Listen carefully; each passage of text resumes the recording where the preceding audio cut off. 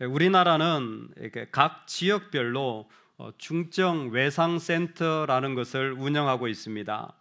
그 중에서도 전남대 병원 중증 외상센터는 다른 어떤 지역보다 응급 환자가 2배 정도나 많을 정도로 확연하게 많은 환자들이 몰려든다고 합니다.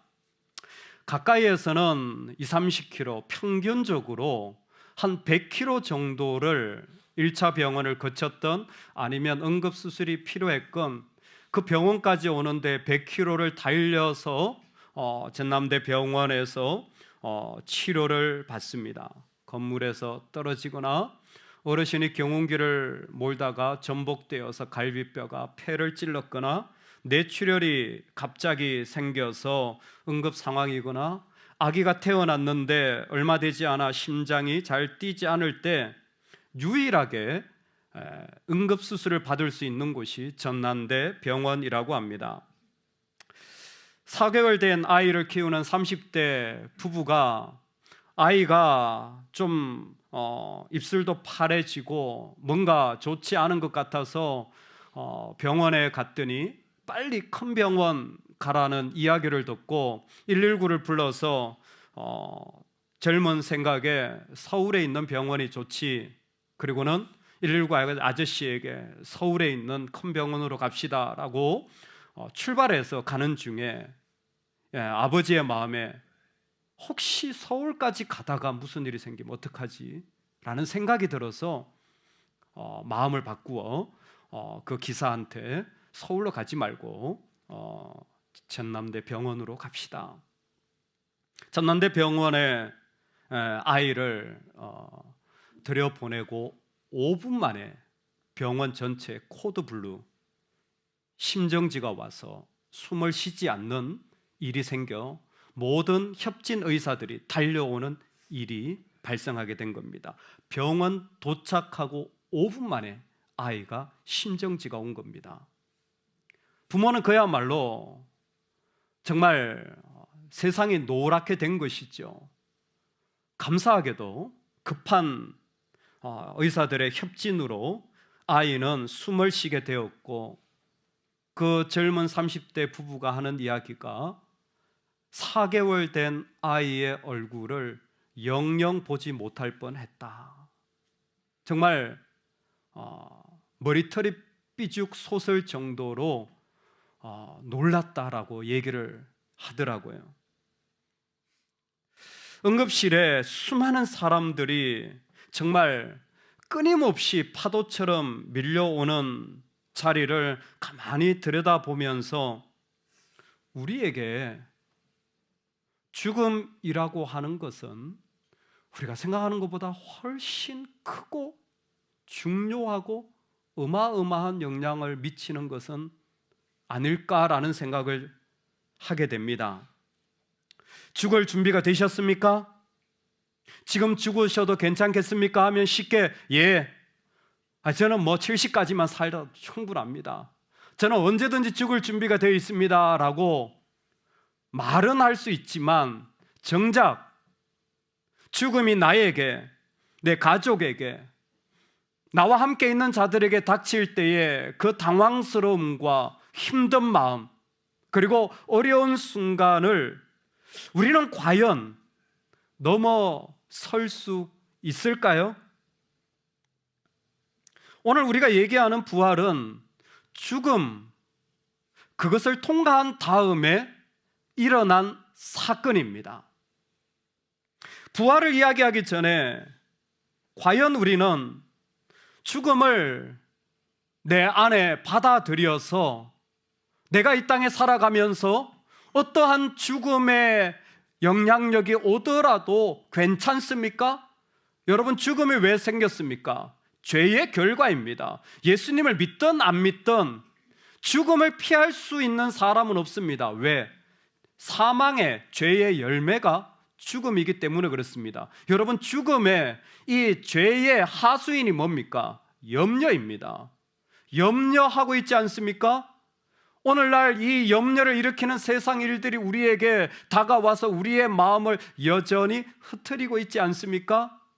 우리의 마음이 부활을 노래하리라 말하지만 사실은 마음에 죽음의 하수인조차 사단이 준 싫어함, 마음의 안듦, 불안함조차 떨치지 못하고 있는 것이 사실은 우리 아닐까요?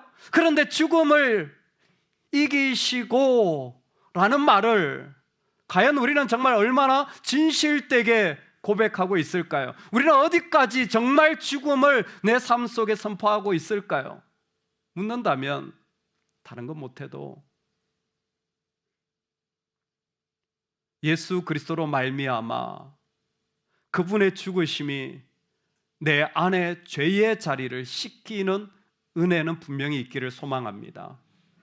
예수 그리스도의 죽으심이 내 안에 죄의 영향력으로 찾아온 그 수많은 세상의 뿌리들을 씻어낼 수 있기를 간절히 소망합니다. 아멘. 얼마나 죽음을 넘어섰는지는 모르겠습니다. 그러나 죽음을 다 이해하지 못한다고 할지라도 우리가 가능한 한 가지는 있는데 팩트는 받아들일 수 있는 겁니다. 사실 그 자체는 사실로 인정할 수 있지 않겠습니까? 나의 믿음이나 나의 신앙의 여부와 상관없이 부활 그 자체는 사실이었습니다. 어떻게 사실이었습니까? 그분이 예수님이 죽으시고 3일 만에 부활하신다고 했지만 그 제자들조차 믿지 않았어요. 그래서 막달라 마리아는 무덤에 갔습니다. 죽음을 보러 갔습니다. 그랬더니 죽음의 현장이 아니라 빈 무덤, 죽음이 없는 현장에서 살아나신 예수 그리스도를 만나게 되어진 것입니다. 놀랍죠? 가장 정언의 능력이 떨어지는 마리아를 통하여 예수님은 이 땅에 부활의 사실을 말하여 준 것입니다. 그게 요한복음 20장입니다. 요한복음 20장은 팩트를 말해 준 거예요. 부활이 일어났다. 부활이 그 가운데 사실이다라는 것입니다. 그리고 21장을 오면 그 팩트가 우리에게 다가오기 시작합니다. 부활이 너에게는 그럼 어떤 의미가 있니? 부활을 산다라는 것은 내 삶 속에 지금 내가 부활절 예배를 드리며 부활의 메시지를 듣는 것은 나와 무슨 상관이 있니? 바로 그 질문 속으로 우리를 이끌고 가시는 것입니다. 부활하신 주님께서 우리를 초대하는 자리는 아직 죽음조차도 다 감당하지 못하여 내가 죽는 것이 아니라 죽을 것처럼 힘들기만 해도 아무것도 하지 못하고 그 자리에 움츠려드는 우리를 주님은 알고 계실 텐데, 그를 위하여 예수님은 죽음에서 일어나실 뿐만이 아니라 그 부활의 자리에 당신의 제자를 초청하고 계신 것입니다. 뭘 설명하기 위하여? 죽음을 넘어서는 삶을 초대하기 위하세요. 죽음 너머에 생명이 있는 것을 보여주기 위하여 주님은 한 제자를 초청하십니다. 베드로라는 그분의 제자였습니다.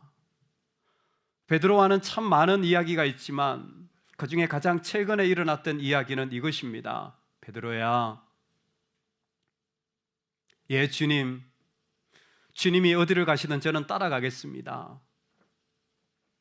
네가 말은 그렇게 할지 몰라도 닭이 울기 전에 3번 나를 부인할 거야.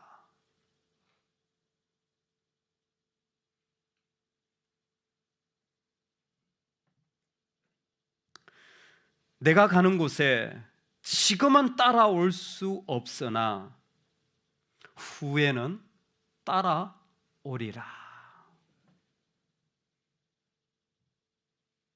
베드로에게 주님은 네가 나를 따라오면 죽음을 넘어설 수 있다라고 말씀하셨습니다. 내가 어떻게 죽음을 이깁니까? 내 능력으로? 내 믿음으로? 아니요. 주님을 따라갈 때 내 안에 있는 사망과 어둠의 권세라도 우리는 이길 수 있는 힘을 가지게 됩니다. 할렐루야. 어떻게 죽음을 이긴다고요? 주님을 따라갈 때입니다. 우리는 죽음을 이길 수 없습니다. 주님을 따라갈 때 사망의 권세, 그 자리를 우리는 이김으로 들어갈 수 있게 되어지는 것입니다. 나를 따라오리라, 하나님 나라 앞에 서게 되리라. 그래서 예수님은 그를 그 하나님 나라 안으로, 죽음을 넘어선 생명의 길로 그를 초대합니다. 어떻게 해요? 네가 나를 사랑하느냐? 네가 나를 사랑하느냐? 네가 나를 사랑하느냐? 베드로야, 믿음에 실패하고 3번이나 나를 부인하고 3번이나 잠들지 말고 깨어 기도하라고 말했지만 그 모든 것을 다 이루지 못하고 뭐 하나 성공하지 못한 베드로야, 네가 나를 사랑하니?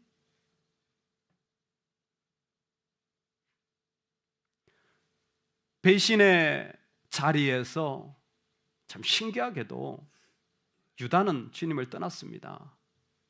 그런데 베드로는 이상하게 다시 제자들과 같이 모여 있어. 막달라 마리아가 부활의 그 주님을, 그 빈 무덤을 보고 첫 번째로 달려가 말할 때에 베드로와 요한에게 그 소식을 알릴 정도로, 이유는 잘 몰라요.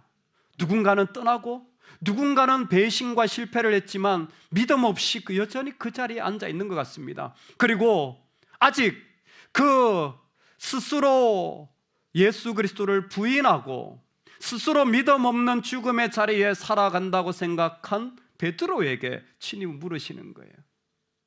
네가 나를 사랑하니?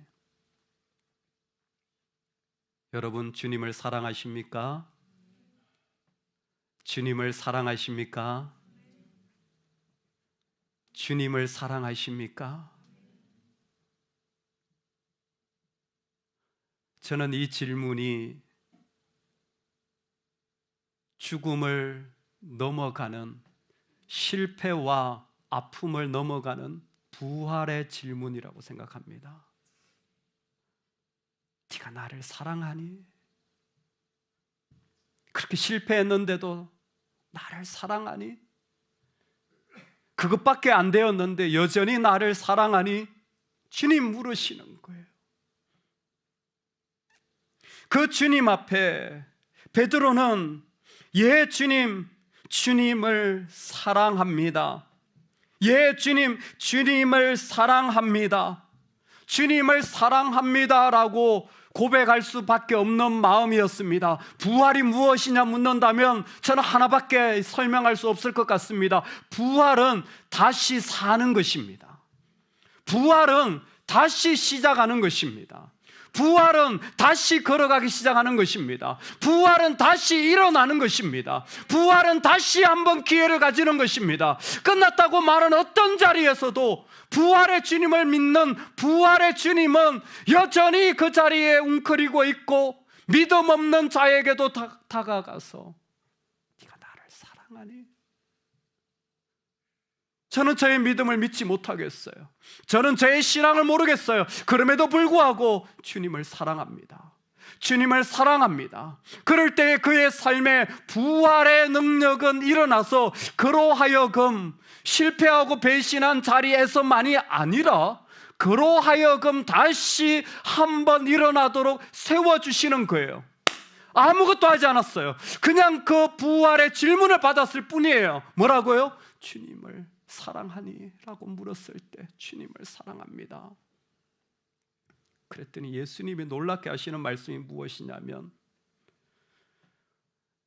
어떻게 베드로가 죽임 당함을 통하여, 어떻게 베드로가 죽는지를 통하여 하나님께서 영광 받으실지를 말해주는 것입니다.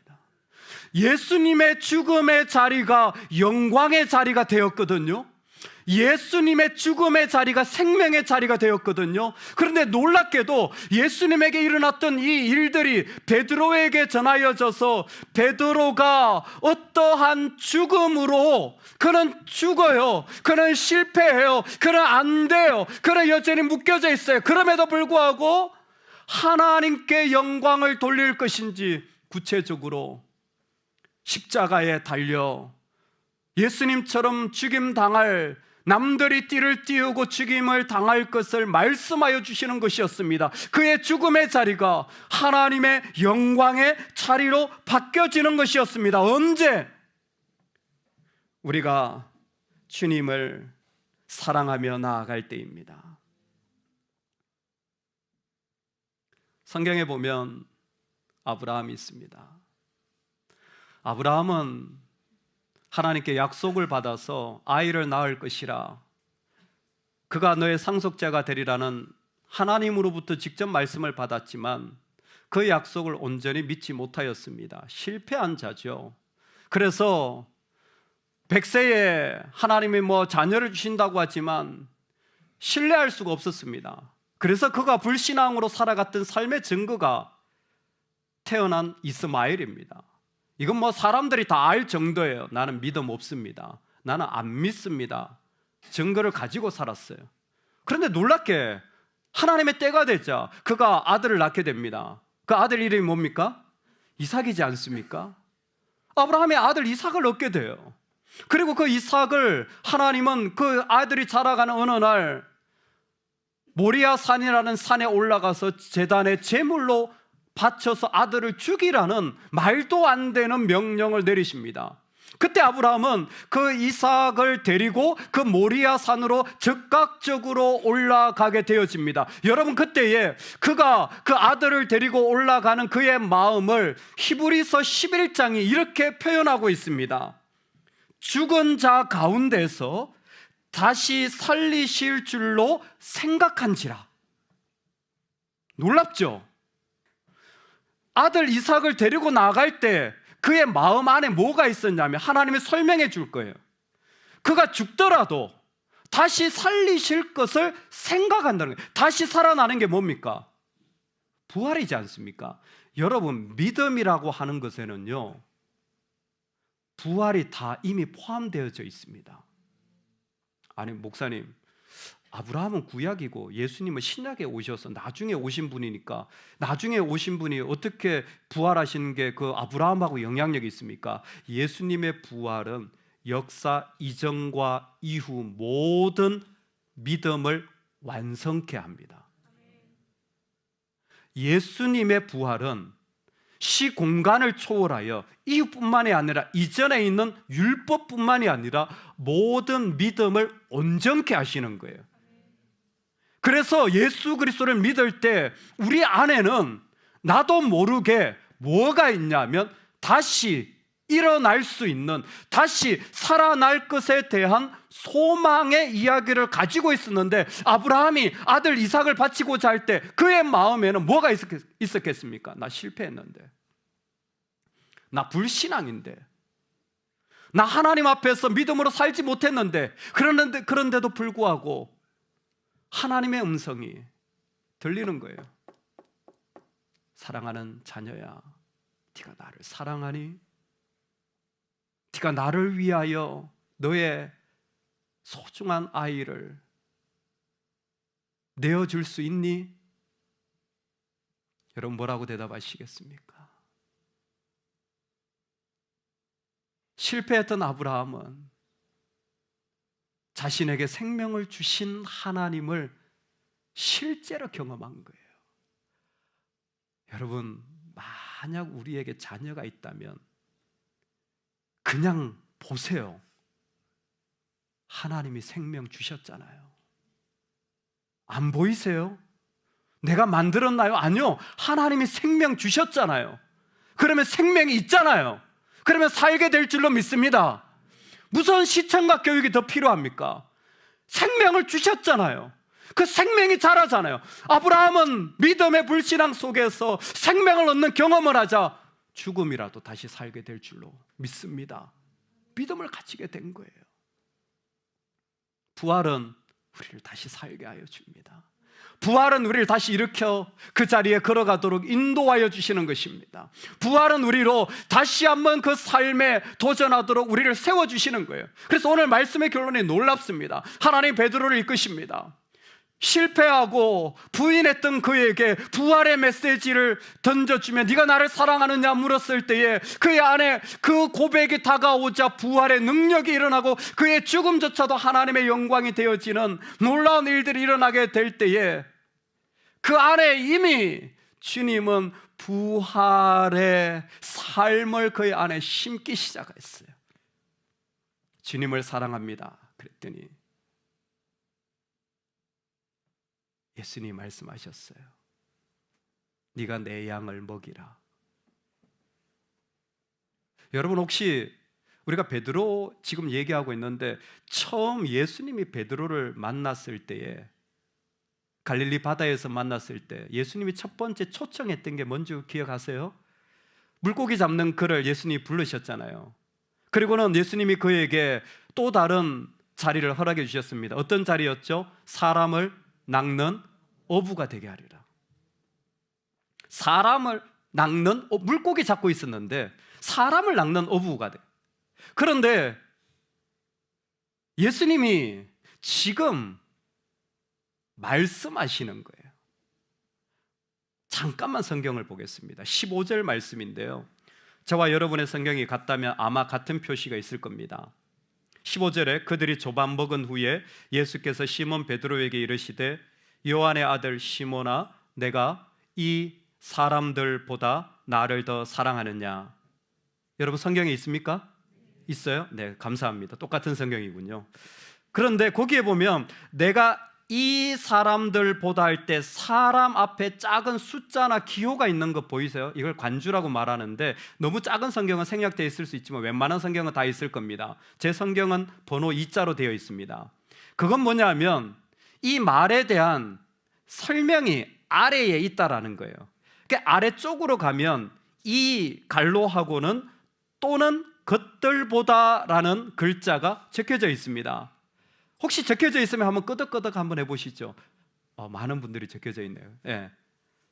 그러니까 여기에 내가 이 사람들보다 또는 내가 이것들보다 나를 더 사랑하느냐도 가능하다라는 얘기예요.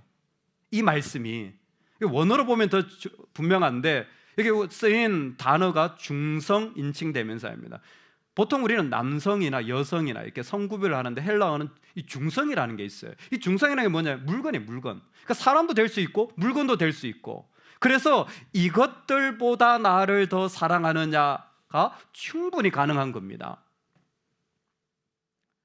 예수님이 십자가에 죽으시자 베드로가 제일 먼저 한 행동이 뭔 줄 아세요? 21장 4절에 물고기 잡으러 갑니다. 나는 고기 잡으러 가노라. 고기를 잡고 있어요. 밤새 잡는데 고기 안 잡혀. 부활하신 주님이 나타나셨습니다. 얘야, 그물을 오른쪽에 내려봐라. 그랬더니 물고기가 찢어지게 잡혔어요. 그래서 그물을 걸어 올려가지고 그게 물고기를 세웠습니다. 몇 마리? 153마리. 이야, 모나미 볼펜. 그쵸? 물고기가 끄집어 올려진 거예요. 물고기를 잡았던 거예요. 그런데 지금 예수님이 부활의 주님이 베드로에게 내가 이것들보다 이 사람이라는 건 그곳에 있는 제자들도 가능합니다. 동시에 네가 잡으려고 가려고 했던 그 물고기들보다 나를 더 사랑하느냐. 부활이 없을 때의 삶은 물고기 잡는 삶이었어요. 그런데 부활 이후의 삶을 주님이 초대하고 싶은 거예요. 이전에 네가 물고기 잡았던 거 알아? 네가 이렇게 살았던 거 알아? 그런데 예수님이 부활의 주님이 나타나자 다시 시작하자. 내가 다시 시작하자. 내가 다시 살게 되었으니까 너도 할 수 있어.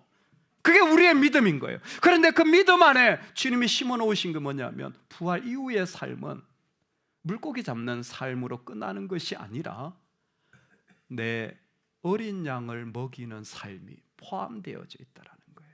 그게 부활을 사는 거예요. 부활을 산다라는 것은 이 땅에 약한 자들, 주님이 필요한 부분을 채워가며 살아가는 삶이 부활인 겁니다. 여러분, 넘어져도 괜찮아요. 우리는 견고하게 설 수 있습니다. 주님이 부활하셨기 때문입니다. 우린 다시 일어납니다. 우리는 염려하지 않습니다. 다시 하면 되니까. 우리는 다시 걸어가면 되니까. 다시 시작하면 되고, 다시 하나님 앞에 나아가면 되니까 염려할 필요 없습니다. 그리고 그 삶은 이 땅에서 주님 필요하신 것을 섬기는, 먹이는 자의 섬김입니다. 트라이아누스라는 로마 황제가 있습니다. 유세비우스라는 로마 학자, 역사가죠. 크리스찬이 아닙니다. 로마의 황제들을 기록했어요. 그 중에 트라이아누스가 법을 만들었습니다. 트라이아누스 법이에요. 지금도 네팔의 선교사님 얘기를 들어보니까 네팔 총리가 법을 만들었습니다. 모든 종교는 전도해도 되는데 기독교는 전도하지 마. 유일하게 기독교만 전도에 대하여 강력한 처벌을 내려서 기독교가 무엇인가 전도를 하라고 하면 정부가 나서 공권력으로 방해를 하고 있습니다. 그래서 지금 네팔의 선교사님들이 이만저만 어려운 게 아니에요. 지금만 그런 줄 아세요? 역사리로 많았습니다. 트라이아누스가 법을 만들었어요. 기독교인들, 리더들을 잡아서 죽일 수 있는 법입니다. 너희들 눈에 기독교인들 중에 리더라고 눈에 보이는 사람이 있다면 무조건 잡아 죽여라. 이게 법이에요. 그냥 그 당시는 이런 법이 횡행했습니다. 그리고 유세비우스는 기록을 역사에 남겼습니다. 트라이아누스 법에 의하여 첫 번째 희생된 사람이 누구냐면 저스틴이라는 사람이에요. 저스틴 더 마티어, 순교자 저스틴이라는 뜻입니다. 저스틴이라는 사람이 첫 번째 순교를 당해요. 어떻게 순교를 당했냐면 이 사람이 그냥 자기 도시에 있다가 시골에서 오신 분들 너무 힘들어가지고 그분들을 자기 집에 데려다가 먹이고 도와주고 성경 공부를 한 거예요. 몇 명 되지도 않습니다. 그렇게 섬기는 자리에 네가 이 사람들 섬기는 거 보니까 리더다. 그리고 그 자리에 죽여버린 거예요. 그래서 저스틴은 죽게 됩니다. 역사에 남아있어요. 그 저스틴의 선생님이 있습니다. 저스틴을 훈련한 사람, 로마의 클레멘트라는 분입니다. 속사도 교부라는 로마의 클레멘트라는 분이 그를 훈련시켰어요. 로마의 클레멘트를 훈련시킨 사람이 있습니다. 누굴까요? 베드로입니다. 베드로는 내 양을 먹이라는 이 말씀을 받고 주님 필요하시면 작은 일이든 큰 일이든 내가 섬기리라. 내가 이 세상의 일들 하지만, 내가 이 세상에 살아가지만 주님이 나에게 맡기신 이 부활의 삶을 살아가리라. 그렇게 살았던 거예요. 그리고 그의 제자 클레멘트도 그렇게 살았던 거예요. 그리고 그의 제자 저스틴도 그저 작은 말씀 하나 나누는 삶을 기꺼이 같이 걸어갔던 것입니다. 그것이 우리의 능력입니다. 사람들은 어떻게 볼지 모르겠지만 약하든 강하든 가난하든 부하든 주님의 어떤 필요도 보고 그 자리로 내려가 섬기는 삶이 죽음을 넘어서는 삶이에요. 저와 여러분에게 주신 이 삶이 우리 삶의 평생에 선포되기를 간절히 소망합니다. 아멘. 다시 시작하자. 다시 살 수 있습니다. 얼마든지 나는 죽음, 배신의 자리에 머물 수밖에 없는 존재지만 나의 주님은 부활의 주님이기 때문에 다시 살리실 줄로 믿습니다. 아브라함이 그 믿음을 가졌고 베드로가 그 초청을 받았고 오늘 우리가 그 자리로 걸어 들어가기를 원하오니 하나님, 부활이 우리 삶에 사라지는 은혜가 있게 하여 주시옵소서. 더불어서 이 삶의 자리를 통하여 나에게 맡기신 어떤 모습도 주의 이름으로 섬겨나가는 백성이 되도록 기름 부어 주옵소서. 예수님의 이름으로 기도드리옵나이다. 아멘, 아멘. 감사합니다. 이 시간에는